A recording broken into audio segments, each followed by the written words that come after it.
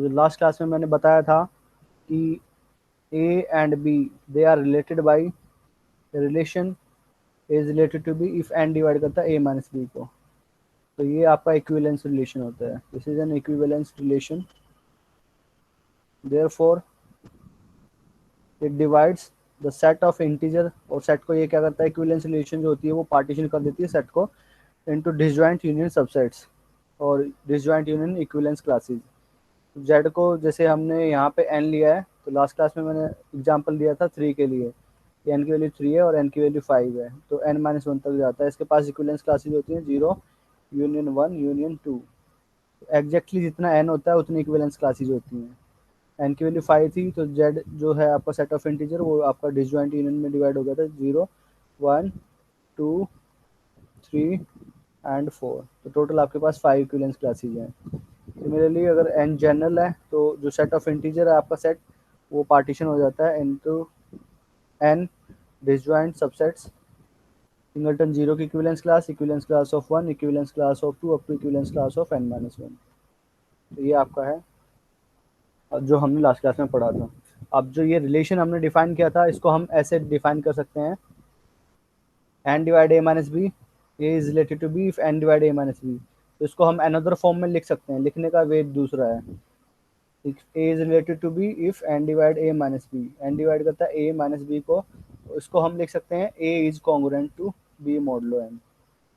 ये आपकी नई नोटेशन है। Another representation of the equivalence relation, ठीक है। तो for example 6 is congruent to 2 modulo 4, 6 is congruent to 2 modulo 4। क्यों है? ये आपका a है, ये b है, ये n है, तो क्या ये दोनों कॉन्ग्रुएंट हैं एक दूसरे के? कॉन्ग्रुएंट कब कहलाएंगे? a is congruent to b modulo n if n divide करेगा a माइनस b को, तो n की वैल्यू कितनी है 4, 4 डिवाइड करता है क्या 6 माइनस 2 को, ठीक है। तो ये डिवाइड करता है, तो इसका मतलब क्या है कि 6 इज कॉन्ग्रुएंट टू 2 मोडलो 4, तो 6 इज कॉन्ग्रुएंट टू 2 मोडलो 4। नेक्स्ट एग्जांपल है 6 इज कॉन्ग्रुएंट टू 3 मोडलो 4। क्या होता है, क्या 6 कॉन्ग्रुएंट होगा 3 मोडलो 4 के? क्यों? क्योंकि 4 डिवाइड नहीं करेगा 6 माइनस 3 को, 4 does not divide a minus b, 6 minus 3 है, 3 आ जाएगा, तो ये डिवाइड नहीं करता है, इसका मतलब कि ये a is not congruent to b modulo n। तो उसको हम लिखते हैं नॉट कॉन्ग्रुएंट है, तो यहाँ पे इसको हम इसको काट देते हैं, 6 इज नॉट कॉन्ग्रुएंट टू 3 मोडलो 4, ठीक है। जैसे लास्ट क्लास में मैंने कराया था, this is the reflexive relation, this is the reflexive property, a is congruent to a modulo n, yes, because n divide करेगा a माइनस a को, ठीक है, n ग्रेटर देन 1 है, तो n डिवाइड करेगा a माइनस a को। Similarly ये आपका सिमेट्रिक प्रॉपर्टी है, जो कल मैंने कराया था कि अगर a is congruent to b modulo n, इसका मतलब कि n डिवाइड करता है a माइनस b को, तो दिस इम्प्लाइज n डिवाइड करेगा आपका माइनस, अगर मैं कॉमन लेता हूँ तो b minus a, that is n also divide b minus का a, तो this is same thing, b is congruent to a modulo n। ये कब कराता है? b is congruent to a modulo n means n divide करेगा this minus this, तो b minus a को, वही हमें शो करना था।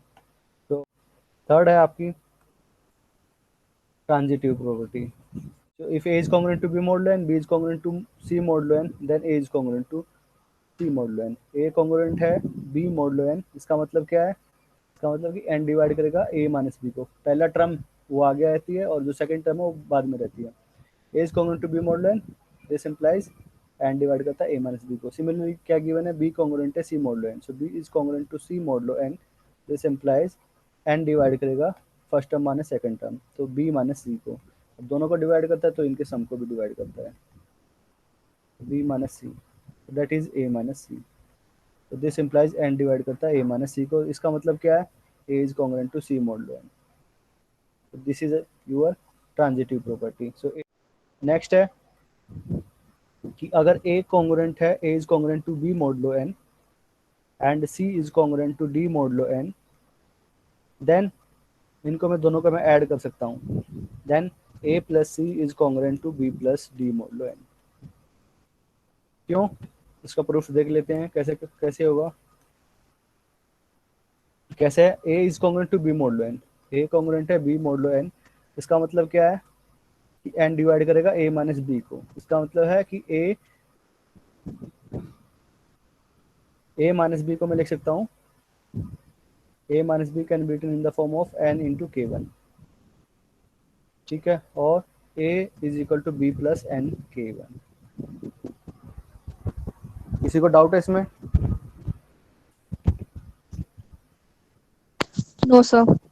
ठीक है, सिमिलरली सी जो है आपका कॉन्ग्रुएंट है, C is congruent to D modulo N, तो सी जो है कॉन्ग्रुएंट है D modulo N.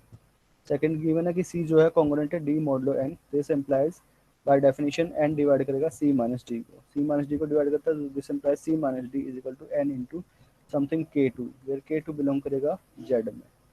Similarly k one जो होता है बिलोंग करता है जेड के अंदर, सो दिस एम्प्लाइज सी को हम लिख सकते हैं डी प्लस एन के टू, के बिलोंगिंग टू जेड। तो यहाँ पे डेफिनेशन जो है हमारी, इसको हम कैसे लिख सकते हैं, इसको हम कई प्रकार से लिख सकते हैं। A is congruent to B modulo N, इसको हम डायरेक्टली हमने क्या लिख सकते हैं कि एन डिवाइड करता है ए माइनस बी को, एन डिवाइड करता है ए माइनस बी को, और A minus B is something N into K one belonging to some Z. और इसको हम फर्दर कैसे लिख सकते हैं, A is equal to B plus N K, तो डायरेक्टली हम ऐसे लिख सकते हैं A is congruent to B modulo N, तो इसको हम मैं डायरेक्टली लिख सकता हूँ A is equal to B plus N time of something, तो इसको हम डायरेक्टली ऐसा लिख सकते हैं। तो सिमिलरली यहाँ पे C is congruent to D modulo N, तो सी को मैं लिख सकता हूँ डी प्लस एन के टू, तो ये मेरी इक्वेशन फर्स्ट है, ये मेरी इक्वेशन सेकंड है। अब मेरे को दोनों को ऐड करना है, तो दोनों को अगर मैं ऐड करता हूँ तो मेरे को क्या मिलेगा, दोनों को ऐड करते हैं A plus C, first equation और सेकंड इक्वेशन दोनों को हम ऐड करते हैं, तो A plus C is equal to B plus D plus N के वन प्लस एन के टू, ठीक है। अब इसमें से मैं एन कॉमन ले लेता हूँ, तो A plus C is equal to B plus D plus N time of K one plus K two, K one and K two दोनों इंटीजर हैं, तो इसको मैं लिख सकता हूँ N time of something K dash, K dash को मैंने अज्यूम कर लिया K one plus K two, तो this can be written in the form of A plus C is equal to B plus D plus N K dash. तो by definition जो मैंने अभी बताई, A is congruent to B modulo N, this implies मैं directly इसको मैं if and only if, जिसको मैं लिख सकता हूँ A is equal to B plus N into K one sign for some integer, so इसी फॉर्म का है, this is equal to this plus this thing, this implies they are congruent, this implies A plus C is congruent to B plus D modulo N, ये A is congruent to B modulo N, C is congruent to D modulo N, दोनों का सम भी congruent होता है। अब मैं क्या करता हूँ, दोनों का मल्टीप्लाई हो जाएगा, A is congruent to B modulo N first equation, second equation हमारी सी कॉन्ग्रुएंट है डी मॉडलो एन के। सो अब मेरे को क्लेम करना है, ये हमने प्लस के लिए शो किया है, अब मैं शो करूँगा कि दोनों को अगर मैं मल्टीप्लाई कर देता हूँ ए इंटू सी, तो भी ये आपका रहता है A into C is congruent to B into D modulo N, D into modulo N. अभी हमने किया ए कॉन्ग्रुएंट है बी मॉडलो एन को, तो ए कॉन्ग्रुएंट है तो इसको मैं लिख सकता हूँ इस फॉर्म में, इक्वेशन वन आ गई मेरे पास, C is congruent to D modulo N, तो मेरे पास सेकंड इक्वेशन आ गई। अब मेरे को क्या करते हैं, दोनों को हम मल्टीप्लाई कर देते हैं, तो ए इंटू सी करना है, तो ए इंटू सी को मैं क्या लिख सकता हूँ, ए की वैल्यू मेरे पास है बी प्लस एन के वन एंड सी की वैल्यू कितनी है डी प्लस एन के टू, तो डी प्लस एन के टू, दोनों को अगर मैं मल्टीप्लाई करता हूँ तो कितना आएगा b into d plus b k two n plus N के वन डी प्लस एन के वन एन के टू, तो इसमें भी एन है, इसमें भी एन है, इसमें भी एन है, this implies a into C is equal to B into d plus N into something जो भी हमारे पास b k two plus k one d plus k one k two n, ये आपका इंटीजर रहेगा, इसको मैं मान लेता हूँ के वन, तो मैंने मान लिया के वन डैश या के डैश मान लिया, तो ये सारे सारे इंटीजर हैं, तो ये भी आपका इन सारों का सम मैंने अज्यूम कर लिया के डैश है, so by definition this is equal to this plus N time of K, this implies a into c is congruent to b into d modulo n, congruent to b modulo n, a जो है आपका congruent है b modulo n के, ठीक है। अब c जो होता है कॉन्ग्रुएंट होता है c मोडुलो n के, सबसे पहली थ्योरम थी, ये तो होता है क्योंकि n डिवाइड करता है c माइनस c को, तो a is congruent to b modulo n given है, c कॉन्ग्रुएंट होता है c मोडुलो n, तो दिस इम्प्लाइज अभी जो मैंने प्रॉपर्टी की इससे दोनों का मल्टीप्लाई कॉन्ग्रुएंट हो जाता है। So this implies a into C is congruent to B into c modulo n. ये आपका नेक्स्ट प्रॉपर्टी है। सिमिलरली आप इसकी जो मल्टीप्लिकेशन वाली जो प्रॉपर्टी थी उसको मैं रिपीटेड एप्लीकेशन इसका यूज करते हैं। Since A is congruent to B modulo N, B modulo N और C is congruent to D modulo N है, तो इसकी जगह भी मैं लेता हूँ A is congruent to B modulo N. तो A is congruent to B modulo N, तो बाय दिस प्रॉपर्टी दोनों का मल्टीप्लाई, तो this implies a into a is congruent to b into b modulo n, that is a square is congruent to b square modulo n।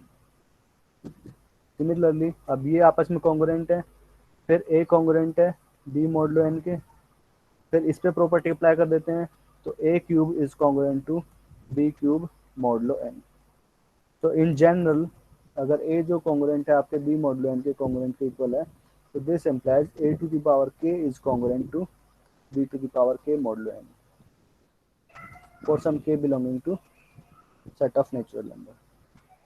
इसमें section 1.4 integer modulo n, सबसे पहला topic ये है unit 3 का।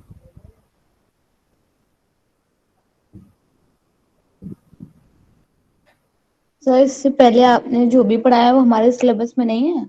ये सारा syllabus का ही है ये जो नहीं मैंने सर, कराया, ये जो मैंने आपने कराया, वो।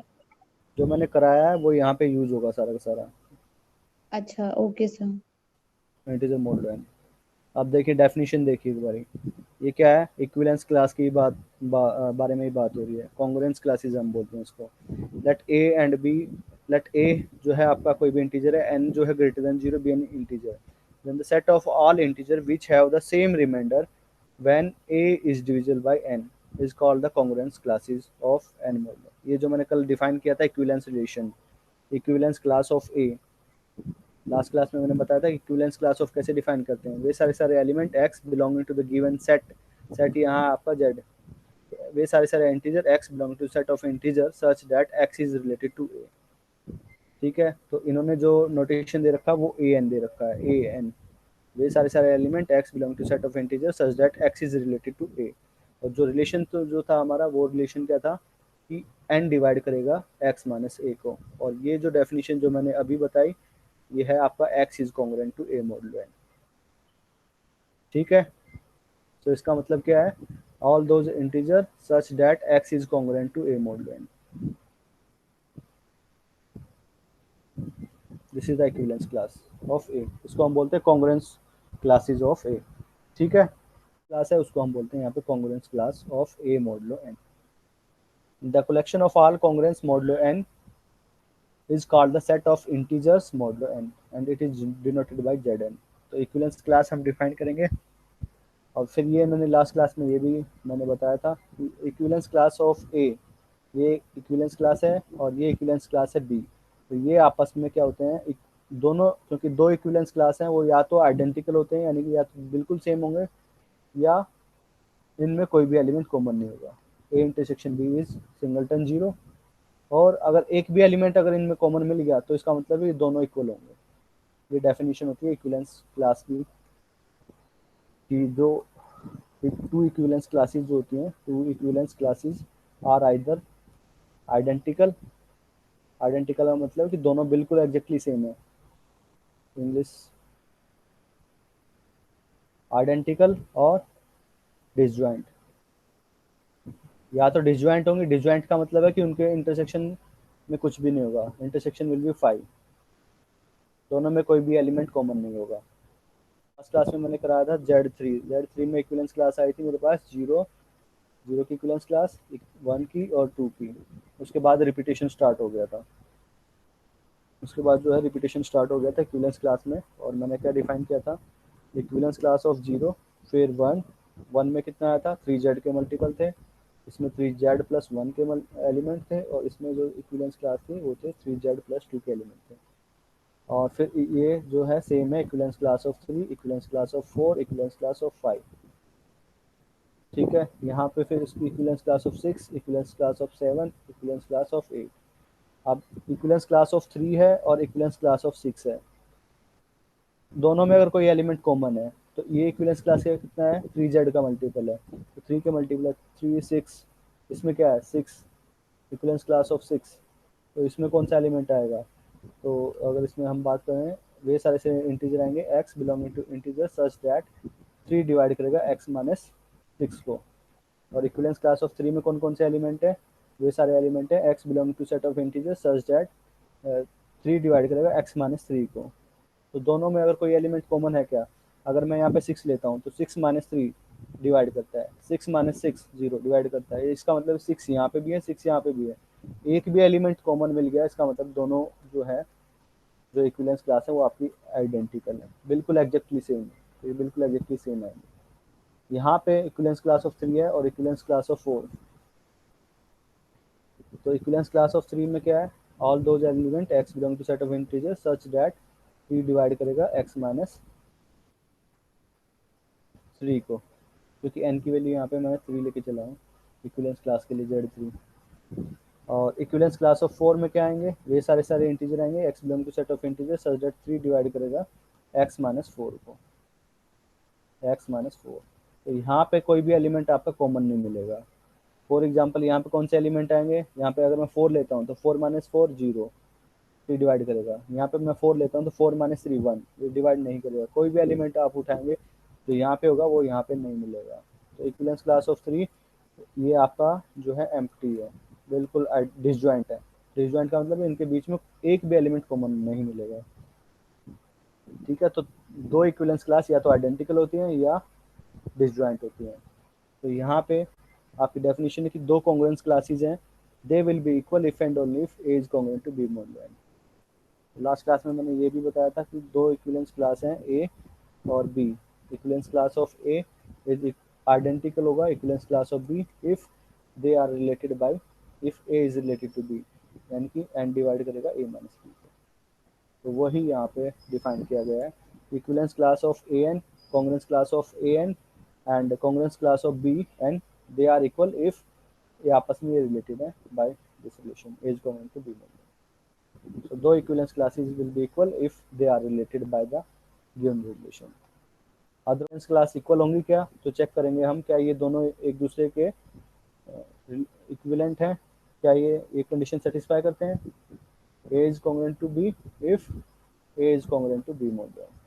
तो ये आपकी डेफिनेशन है कि दो इक्विवेलेंस क्लास इक्वल होंगी अगर ये कंडीशन सेटिस्फाई करते हैं। तो सिमिलरली यहाँ पे 3 कॉन्ग्रुएंट है 6 के, मॉडुलो 3 है, यस 3 माइनस 6 इज माइनस 3, तो ये 3 को डिवाइड करता है, तो इसका मतलब ये दोनों इक्वल हैं। फॉर एग्जांपल यहाँ पे इक्विवेलेंस क्लास ऑफ 3 मेरे को चेक करनी है क्या ये इक्वल है, तो हमें चेक करना पड़ेगा क्या ये सेटिस्फाई करता है, कॉन्ग्रुएंस क्लासेस को सेटिस्फाई करता है क्या 3। अब चेक करेंगे क्या 3 जो है कॉन्ग्रुएंट है 4 मॉडुलो 3 के, तो 3 डज नॉट डिवाइड 3 माइनस 4, नहीं डिवाइड करता है, इसका मतलब ये डिसजॉइंट है, दीज आर डिसजॉइंट, इसका मतलब है इनका इंटरसेक्शन जो होगा एम्प्टी सेट होगा। ठीक है, equivalence class of 3, equivalence class of 0। तो यहाँ पे कौन कौन से एलिमेंट आए थे, 3z 3 के multiple 0 3 6 9 and so on. Equivalence class of 1 3z plus 1 आए थे तो 1 4 7। ये इक्विवेलेंस क्लास ऑफ 2 क्या आएंगे 3z प्लस 2, तो ये आपके आएंगे 2 5 8 सो ऑन। तो यहाँ पे यू कैन सी दैट इनके कोई भी अगर ये इक्विवेलेंस क्लास है इसका इसके साथ इंटरसेक्शन एम्प्टी आएगा, कोई भी एलिमेंट एक दूसरे में कॉमन नहीं है, तो ये आपस में म्यूचुअली डिसजॉइंट है। और इनका अगर मैं यूनियन लेता हूँ equivalence class of 0 equivalence class of 1 equivalence class of 2, ये आपका पूरा पूरा सेट ऑफ इंटीजर हो जाएगा। यहाँ पे एग्जांपल गिवन है, क्या ये इक्वल है, क्या equivalence class of 5 equivalence class of 8 क्या इक्वल है, क्या equivalence class of 5 with respect to 3 क्या ये इक्वल है, आप बताएं इक्वल है क्या भाई, ये डेफिनेशन अप्लाई होगी। इक्वल है। इक्वल है क्यों है, क्योंकि 5 क्या चेक करना पड़ेगा क्योंकि 5 is congruent to B modulo 8 modulo, ठीक है सेटिस्फाई करता है, तो चेक करते हैं 3 5 माइनस 8 माइनस 3 यस डिवाइड करता है, इसका मतलब कि दोनों इक्वल है। 5 क्या ये इक्वल है, तो चेक करना पड़ेगा क्या ये सेटिस्फाई करते हैं, क्या ये कंडीशन सेटिस्फाई करेंगे, तो नहीं करते, इसका मतलब ये डिसजॉइंट है, इसका इंटरसेक्शन जो है एम्प्टी सेट है, कुछ भी एलिमेंट कोई भी एलिमेंट कॉमन नहीं है इनमें। पे हमने n को पर्टिकुलर 3 लिया था, अब इन जनरल जेड एन को हम लेंगे तो यहाँ पे आपकी आएंगे equivalence class 0 1 2 3 up to n minus 1। तो जेड एन जो है इसको हम रिप्रेजेंट करेंगे एन। एन का मतलब है कि आपने जो रिलेशन लिया है जेड एन हमने लिखा है जेड एन, इसका मतलब है कि जो रिलेशन है आपका A is congruent to B modulo N. जो एलिमेंट है एक दूसरे से जो रिलेटेड होंगे by this relation. Z three लिखा है, इसका मतलब है कि A is related to B by modulo N. N की वैल्यू कितनी है 3, यानी कि 3 डिवाइड करेगा ए माइनस बी को, यहाँ पे एन डिवाइड करेगा ए माइनस बी को। तो जेड 5, तो A is congruent to B modulo 5, यानी कि 5 डिवाइड करेगा ए माइनस बी। तो ये डेफिनेशन है। सो इन जनरल मैंने अभी बताया था, तो जेड एन की पास जो इक्विलेंस क्लासेज होंगी एन माइनस 1 तक जाएंगी, एग्जैक्टली एन इक्विलेंस क्लासेज होती हैं। जेड टू, जेड टू का मतलब है कि जो एलिमेंट है वो आपके रिलेटेड होंगे A is congruent to B modulo 2 में, 2 के अंदर, यानी कि 2 डिवाइड करेगा ए माइनस बी को। तो यहाँ पे कौन कौन सी इक्विलेंस क्लासेज आएंगी, 2 में आएंगी, तो इसके पास एग्जैक्टली 2 इक्विलेंस क्लास मिलेंगी।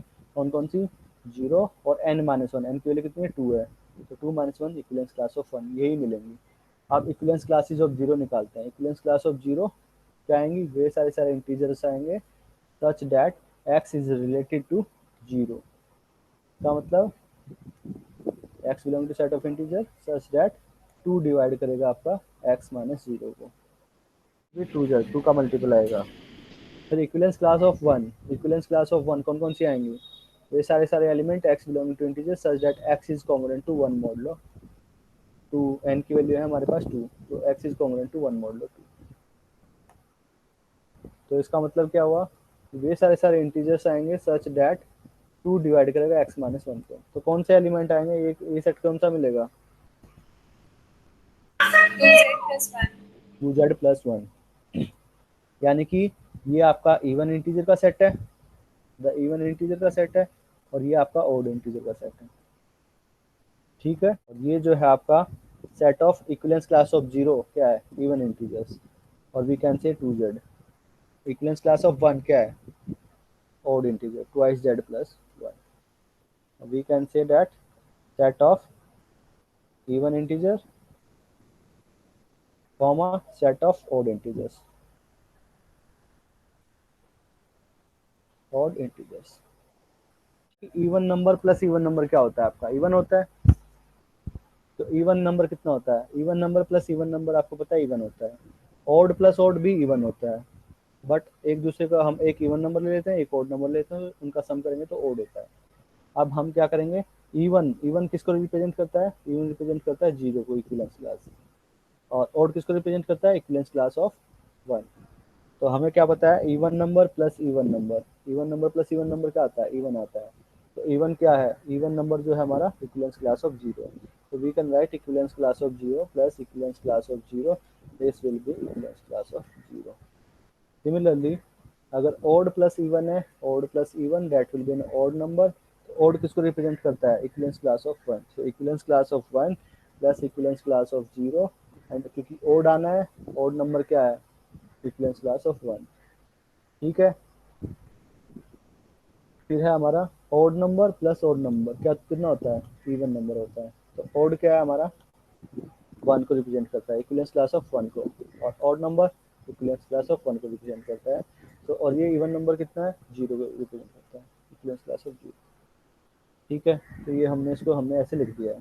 सिमिलरली अगर हम मल्टीप्लाई कर देते हैं even number into even number that will be an even number, even into odd that will be even number, odd into odd ये आपका ऑड रहता है। ठीक है, तो इवन की जगह हमारा equivalents class of 0, equivalents class of 0, और ये आपका इक्विलेंस क्लास ऑफ 0 देगा। इवन क्या है, इक्विलेंस क्लास ऑफ 0, ऑड क्या है, इक्विलेंस क्लास ऑफ 1। मल्टीप्लाई करेंगे कितना आएगा, even number, even number means equivalents class of 0।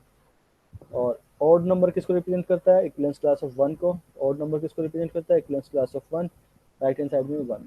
अब आप देखेंगे जैसे हम एडिशन यूज करते हैं इन जनरल, जो आज तक हमने जनरल अप्लाई किया है, 0+1 कितना होता है,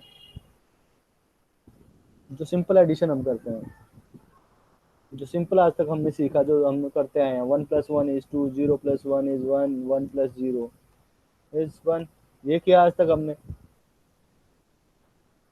ये किया ना एडिशन में। हाँ तो सर। ठीक है, तो इक्विवेलेंस क्लास जो है हमारी, वो भी आपका सिंपली उसी की तरह ऐड हो रही है। यहाँ पे देखिए इक्विवेलेंस क्लास ऑफ जीरो है। तो अब जब फैमिलियर हो जाएंगे आप, तो हम क्या करते हैं, सिंपल हम क्या करते हैं, ये ब्रैकेट है ना, इसको हमने लिखना बंद कर देते हैं। अभी तो आपको पता नहीं है, ठीक है। जैसे जैसे पता चल जाएगा अच्छा इसका मीनिंग ये है, तो हम क्या करते हैं, इसको भी ड्रॉप कर देते हैं। जो ब्रैकेट में हम लिखते हैं इसको भी ड्रॉप कर देते हैं। तो जनरल हम बुक में लिखते हैं सीधा 0 1 2 3, बट इसको ड्रॉप कर देते हैं। बट आपको पता होता है ये सिंपल जीरो नहीं है जो हम जनरल हम यूज करते हैं, ये इक्विवेलेंस क्लास ऑफ जीरो है, इक्विवेलेंस क्लास ऑफ वन। ये नोटेशन में होते हैं, कुछ बुक्स में यहाँ पे बार लगा देते हैं और कुछ बुक्स में आप ब्रैकेट के अंदर बंद कर देते हैं। तो दोनों ये जो है नोटेशंस हैं, डिफरेंट डिफरेंट बुक्स में डिफरेंट नोटेशंस हैं। कुछ में हम ब्रैकेट लगा देते हैं और कुछ में हम क्या करते हैं, बार लगा देते हैं उसके ऊपर। तो इनका मतलब है कि ये सिंपल एलिमेंट नहीं है जो हम काउंट करते हैं 1 2 3, वो वाले एलिमेंट नहीं है, ये आपका पूरा पूरा सेट है। जैसे अभी हमने देखा Z2 के अंदर इक्विवेलेंस क्लास ऑफ जीरो किसको रिप्रेजेंट करता है, पूरे इवन इंटीजर्स को रिप्रेजेंट करता है। सो ये सिंगल एलिमेंट जीरो नहीं है, पूरा सेट ऑफ इवन इंटीजर्स है। Similarly equivalence class of one ये क्या है, ओड इंटीजर्स है। ठीक है, टेबल बनाते हैं और ये आपका जो होता है ऑपरेशन होता है एडिशन के रिस्पेक्ट में। टू का मतलब है यहाँ पे Z2 लिखा है। अभी कुछ दो तीन एग्जांपल कराता हूँ तब आपको ज़्यादा क्लियर होगा। टू लिखा है ना यहाँ पे, तो यहाँ पे क्या है, इक्विवेलेंस क्लास ऑफ जीरो है, इक्विवेलेंस क्लास ऑफ वन। तो अगर मैं यहाँ पे लेता हूँ, क्योंकि Z2 है, Z2 में मेरे पास दो ही एलिमेंट है, equivalence class of zero, equivalence class of one. तो equivalence class of zero, equivalence class of one, equivalence class of zero, equivalence class of one. अब मैं क्या करता हूँ, ये टेबल है, इसका मतलब है कैसे करेंगे, इस एलिमेंट को इसमें जोड़ेंगे और फिर वो यहाँ पे से डिवाइड करना होता है हमें। तो equivalence class of zero plus equivalence class of zero by जो हमने ऑब्जर्वेशन ली है, जीरो की इक्विवेलेंस क्लास प्लस जीरो की इक्विवेलेंस क्लास किसके इक्वल है, जीरो की इक्विवेलेंस क्लास के इक्वल है। तो हम लोग लेते हैं यहाँ पे। नेक्स्ट है हमारे पास वन प्लस जीरो या जीरो प्लस वन, वो हमारा वन आएगा। तो ये कितना है, जीरो प्लस वन। तो equivalence class of zero plus equivalence class of one कितना आएगा, वन आएगा। तो दैट विल बी वन, क्योंकि यहाँ पे आप देखेंगे ओड प्लस इवन या इवन प्लस ओड, ओड होगा, ओड नंबर होता है। तो आपका आ जाएगा equivalence class of one. Similarly आप वन प्लस जीरो लेंगे, तो वन प्लस जीरो ये भी आपका वन है, ये आपका है odd number plus even number, कितना आएगा, ओड नंबर आएगा। ठीक है, तो ओड नंबर जो रिप्रेजेंट करता है वन को, दिस इज वन। फिर one plus one, one plus equivalence class of one, equivalence class of one, ये क्या है, इवन नंबर है, ओड नंबर है, ये भी ओड नंबर है। ओड ओड आपका कितना होता है, इवन नंबर होता है। तो इवन नंबर को हम कैसे लिखते हैं, जीरो की इक्विवेलेंस क्लास, ये आपका इवन नंबर को रिप्रेजेंट करता है, ये ओड को। तो ये आपका हो जाएगा इक्विवेलेंस क्लास ऑफ जीरो। तो अगर जेड एन है, तो जेड एन में क्या होता है, zero one two three up to n minus one, ये सारी सारी इक्विवेलेंस क्लासेस हैं। तो अब कोई भी दो एलिमेंट हम यहाँ से लेंगे, फॉर एग्जांपल ए ये है, बी ये है, सी कोई भी एलिमेंट ए बी सी। तो ए और बी कोई भी दो एलिमेंट है। अब ये ऑपरेशन है मेरा एन, यहाँ पे इसका मतलब है कि एडिशन में, तो एडिशन मोड लो एन। तो इसका मतलब क्या है कि पहले दोनों को हम ऐड करेंगे, फिर उसको डिवाइड करेंगे एन से, और जो रिमाइंडर आएगा वो हम लिख देंगे। तो यहाँ पे फॉर एग्जांपल Z2 है, तो Z2 में कौन कौन से आएंगे, जीरो एंड वन। तो जीरो वन जीरो वन कैसे ऐड करेंगे, पहले zero plus zero is zero, two से डिवाइड करने की जरूरत ही नहीं है, तो डिवाइड करेंगे भी तो रिमाइंडर कितना आएगा, जीरो आएगा। ठीक है, और जीरो प्लस वन कितना आएगा, zero plus one is one, two से डिवाइड करेंगे रिमाइंडर कितना आएगा, one. One plus zero is one, two से डिवाइड करेंगे रिमाइंडर कितना, वन वन। जैसे हम टू से डिवाइड करते हैं तो ये आपके होते हैं जीरो वन, यानी कि ये आपका रिमाइंडर मिलता है जब हम टू से डिवाइड करते हैं। टू से डिवाइड करेंगे तो आपका रिमाइंडर कितना मिलता है, या तो जीरो होता है या वन होता है। तो वही एलिमेंट आपके यहाँ पे मिलेंगे, जब टू से किसी एलिमेंट को हम डिवाइड करते हैं तो रिमाइंडर कौन मिलेगा, या तो जीरो या वन, जीरो वन, यही पॉसिबिलिटी है। तो वन प्लस वन, नेक्स्ट है one plus one, one plus one is two, divide करेंगे टू से, रिमाइंडर कितना मिलेगा, जीरो, तो जीरो। और अब इसको हम कंपेयर करते हैं इस टेबल से। क्या दोनों सेम है? यहाँ पे 0, यहाँ 1, 0 1 1 0। ठीक है, ये n की वैल्यू 2 के लिए है। n की वैल्यू मैं लेता हूँ 3, तो Z3 है। तो Z3 में कौन कौन से एलिमेंट आएंगे? 3 से अगर मैं डिवाइड करता हूँ तो रिमाइंडर कौन कौन सा मिलता है मेरे को, ये बताइए। किसी भी एलिमेंट को मैं 3 से 0 डिवाइड, 1 2। 0 1 एंड 2, तो ये आपके एलिमेंट होंगे। ठीक है, अब मेरे को एडिशन प्रॉपर्टी अप्लाई करनी है, n है यहाँ पे, तो हम लिखते हैं 3, 3 है तो 3। अब 0 1 2, 0 1 2, 0 1 2, तो ये 0 1 2 3। अब पहले क्या करेंगे, ऐड करेंगे। तो 0 प्लस 0, तो 0 प्लस 0, 0 प्लस 0 कितना है 0, तो रिमाइंडर कितना है? इन्हीं एलिमेंट्स में से कुछ ना कुछ मेरे को मिलेगा, 0 1 2 3। अगर उससे ज़्यादा है तो 3 से हम डिवाइड करेंगे। 0 plus 0 0, 0 plus 1 1, 0 plus 2 2, 1 plus 0 1, 1 plus 1 2, 1 plus 2, 1 plus 2 is 3। 3 जैसे ही 3 आया तो इससे तो आउट ऑफ रेंज चला गया, तो 3 से डिवाइड करेंगे। तो 3 से डिवाइड करेंगे, कितना रिमाइंडर आएगा? 0। 0, तो 0 लिख देंगे। फिर 2 प्लस 0, 2 प्लस 0 इज 2, 2 लिख दिया। 2 प्लस 1 3, 3 आ गया तो रेंज से बाहर, 3 से डिवाइड करो। रिमाइंडर कितना है? 0, 0 लिख देंगे। 2 प्लस 2, 2 प्लस 2 कितना है? 4, रेंज से बाहर है, 3 से डिवाइड करो, तो रिमाइंडर कितना आएगा? 1, 1। तो ये आपका ऑपरेशन होता है जेड एन पे। तो जेड एन पे कोई भी एलिमेंट है, यहाँ पे एन से अगर मैं डिवाइड करता हूँ तो मेरे को क्या कौन कौन से रिमाइंडर मिलेंगे? 0 मिलेगा, 1 मिलेगा, 2 मिलेगा, 3 मिलेगा, अप टू n माइनस 1 तक। अब प्रॉपर्टी है मेरे पास, कोई भी दो एलिमेंट है मेरे पास, एलिमेंट कौन से हैं? ये ए बी सी, ये एलिमेंट, इनमें से कोई भी एलिमेंट है, तो हम पहले क्या करेंगे, दोनों को हम ऐड करेंगे। अगर n से ज़्यादा है तो उससे हम डिवाइड करेंगे, और जो रिमाइंडर टर्म आएगी वो हम लिख देंगे। सिमिलरली जैसे Z4 है, Z4 है, तो Z4 में कौन, 4 से मैं डिवाइड करता हूँ तो रिमाइंडर कितना मिलेगा? या तो 0 होगा, या 1 होगा, या 2 होगा, या 3 होगा। ठीक है, तो अब मेरे पास कौन कौन से एलिमेंट है? 0 1 2 3, 0 1 2 3। ठीक है, अब मेरे पास जो है एडिशन मॉडुलो 4 है, तो हम क्या करेंगे, टेबल बनाएंगे। तो क्या करना है, पहले दोनों को ऐड करेंगे। 0 plus 0 0, 0 plus 1 1 2 3, 1 plus 0 1, 1 plus 1 2, 1 plus 2 3, 1 plus 3 यानी 4 आ गया। 4 तो नहीं है, 4 नहीं है तो डिवाइड करेंगे 4 से, रिमाइंडर कितना आएगा? 0। 0 लिख देंगे। 2 प्लस 0 2, 2 प्लस 1 3, 2 प्लस 2 4, यहाँ पे तो नहीं है, 4 से डिवाइड करो, रिमाइंडर कितना आएगा? 0। 2 प्लस 3 5, 5 यहाँ से बाहर है, रेंज से बाहर है, 4 से डिवाइड करेंगे, रिमाइंडर चाहिए, रिमाइंडर कितना आएगा? 1 1। फिर 3 प्लस 0 3, 3 प्लस 1 4, 4 है, आउट ऑफ रेंज, डिवाइड करो, रिमाइंडर कितना आएगा? 0 4 से डिवाइड करेंगे तो रिमाइंडर इज 0। फिर 3 प्लस 2 5, फिर 4 से डिवाइड करेंगे, 4 से डिवाइड करने के बाद रिमाइंडर 1। 3 प्लस 3 6, 6 रेंज से बाहर है, 4 से डिवाइड करेंगे, रिमाइंडर कितना आएगा? 2, 2 लिख देंगे।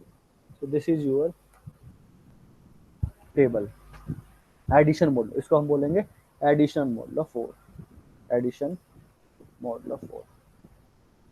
एन की वैल्यू मेरे पास कितनी है? 5 है, एन की वैल्यू 5।